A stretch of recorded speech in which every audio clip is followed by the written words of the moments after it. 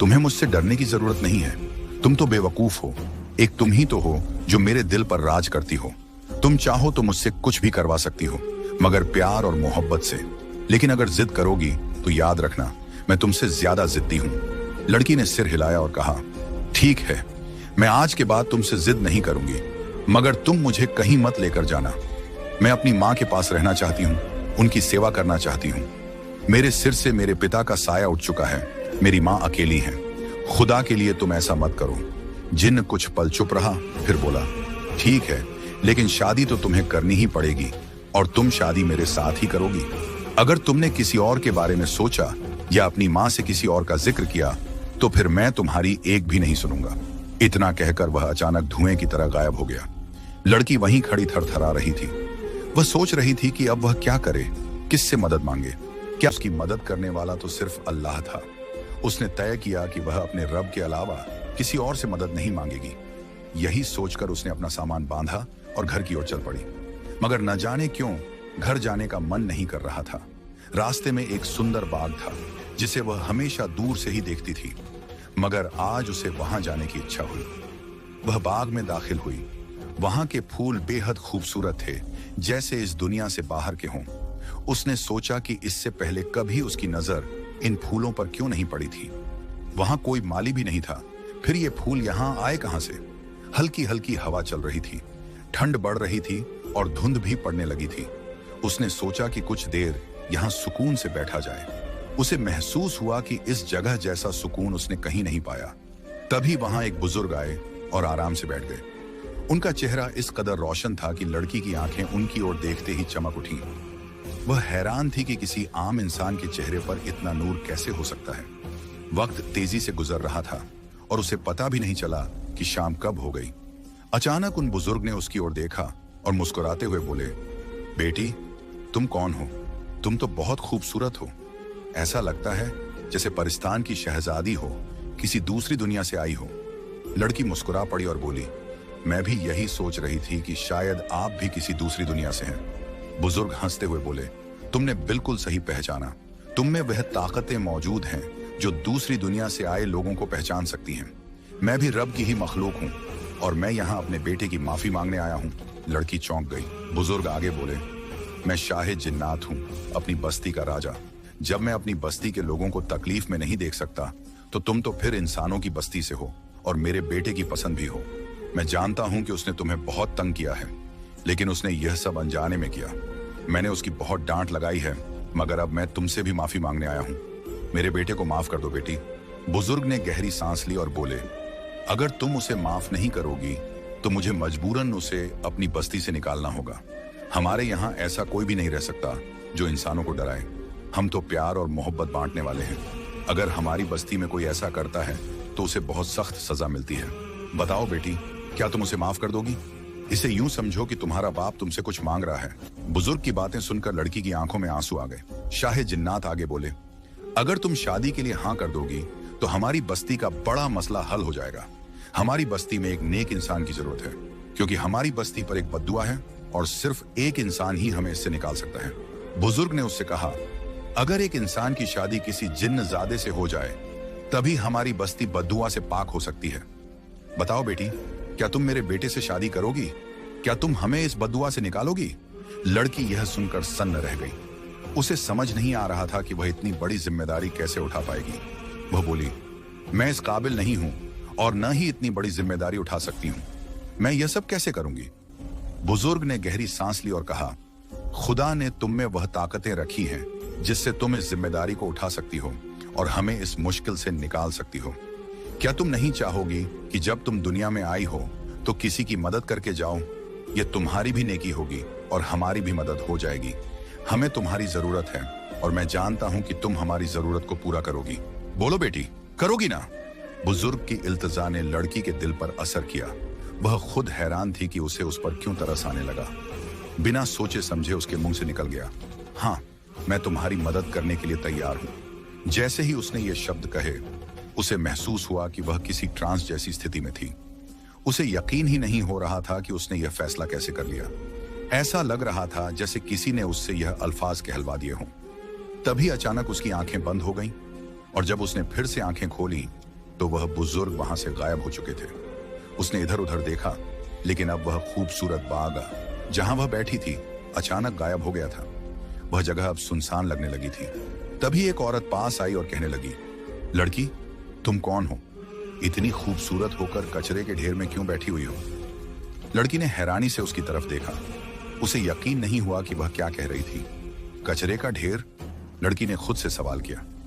यह तो अभी तक एक सुंदर बागीचा था, मगर जब उसने दोबारा इधर उधर देखा तो उसकी आंखें फटी की फटी रह गईं। वहां वाकई कचरे का ढेर था। अब उसे उस बदबू का एहसास होने लगा था जिससे पहले वह अनजान थी। वह घबराकर वहां से उठी और जल्दी जल्दी अपने कपड़े झाड़ने लगी। उसे खुद से घिन महसूस होने लगी कि वह इस गंदगी में क्यों बैठ गई थी। वह भागते हुए घर पहुंची और बिना कुछ बोले सीधे वॉशरूम में चली गई।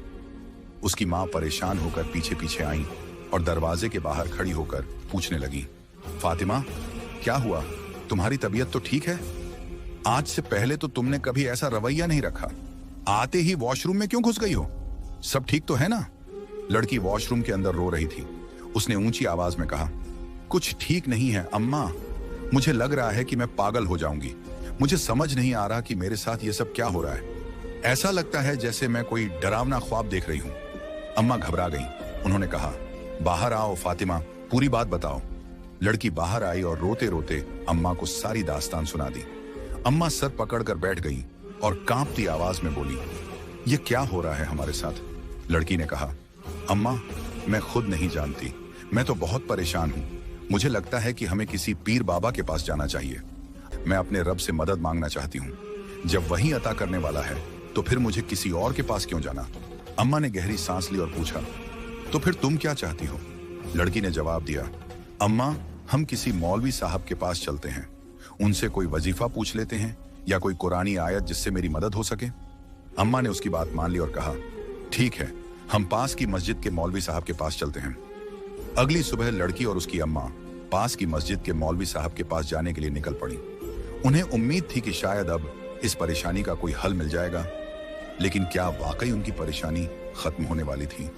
जब उसने अपने हालात इमाम साहब को बताए तो वे भी गहरी सोच में पड़ गए।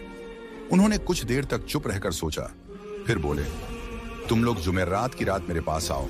मैं देखता हूं कि इस मामले में क्या किया जा सकता है। फातिमा ने घर आकर अपनी अम्मा से कहा कि वह कुछ दिन तक काम पर नहीं जाएगी। अम्मा ने हामी भर ली और कहा, कोई बात नहीं, हो सकता है कि ज्यादा काम की वजह से तेरा दिमाग थक गया हो, इसीलिए तुझे यह सब महसूस हो रहा हो।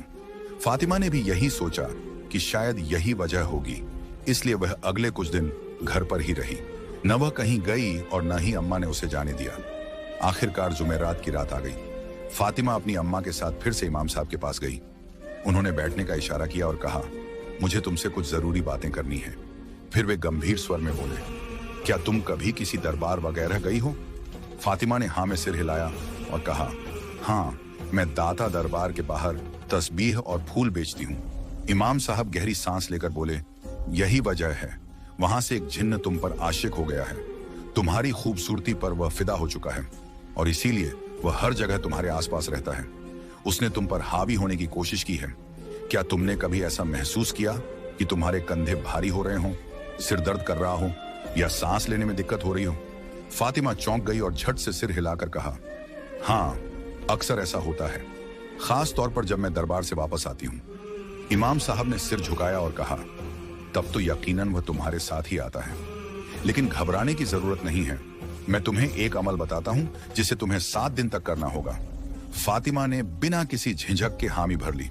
इमाम साहब ने उसे सूरज जिन का वजीफा बताया जो सुबह तहज्जुद के वक्त करना था। हालांकि तहज्जुद के वक्त फातिमा को अजीब सा खौफ महसूस होता था। उसे लगता था कि कोई उसके साथ खड़ा होकर इबादत कर रहा है, लेकिन उसने हिम्मत नहीं हारी और जैसे तैसे 7 दिन तक यह वजीफा किया। आखिरी दिन जब उसने वजीफा पूरा किया तो उसे महसूस हुआ कि उसके कंधों से कोई भारी बोझ उतर गया हो। उसे अजीब सा सुकून महसूस हुआ, जैसे किसी ने उसकी तकलीफ छीन ली हो। वह फौरन इमाम साहब के पास गई और बताया, मौलवी साहब, मैंने 7 दिन का वजीफा पूरा कर लिया है। इमाम साहब मुस्कुराए और बोले, अब 7 दिन तक सूरह रहमान की तिलावत करो। अपने पास एक पानी का गिलास रखना। जब सूरह रहमान मुकम्मल हो जाए तो 3 बार दिल में मोहब्बत के साथ अल्लाह कहना और फिर उस पानी को पी लेना। इंशाअल्लाह इसके बाद तुम्हें कोई असरात नहीं होंगे। फातिमा ने ऐसा ही किया। 7वें दिन जब वह सोई तो उसे ख्वाब में जाफरान नाम का एक जिन्न नजर आया। उसने नरमी से कहा, अच्छा होता अगर तुम मेरी दुनिया में मेरे साथ आ जाती, लेकिन कोई बात नहीं, हमारा रिश्ता हमेशा रहेगा। तुम जब भी मुझे दिल से याद करोगी मैं तुम्हारे आसपास ही रहूंगा। मैं जानता हूं कि तुम मुझसे डरती हो, लेकिन घबराओ मत, मैं तुम्हें कभी नुकसान नहीं पहुंचाऊंगा। ये मेरा तुमसे वादा है। फातिमा ख्वाब में ही सिहर गई। जाफरान ने आगे कहा, तुम्हारी पाकीज़गी, तुम्हारा हिजाब, तुम्हारी इबादत, यही वजह थी कि मैं तुमसे मोहब्बत करने लगा। तुम्हारे जिस्म से नहीं बल्कि तुम्हारी रूह से। इसीलिए मैं तुम्हें आसानी से छोड़कर जा रहा हूं। लेकिन अगर कभी तुम्हें मेरी जरूरत महसूस हो तो मुझे मोहब्बत से याद करना। फिर वह धीमे स्वर में बोला, स्टोर रूम में खिड़की के पास एक खूबसूरत माला रखी है। अगर तुम चाहती हो कि मैं तुम्हारे पास आया करूं तो उस माला को अपने गले में डाल लेना, और जब भी मुझे याद करना हो उसे हाथ में पकड़ लेना। मैं तुम्हारे पास चला आऊंगा। फातिमा घबरा कर उठ गई। उसने तुरंत अम्मा को जगाया और सारी बात बताई।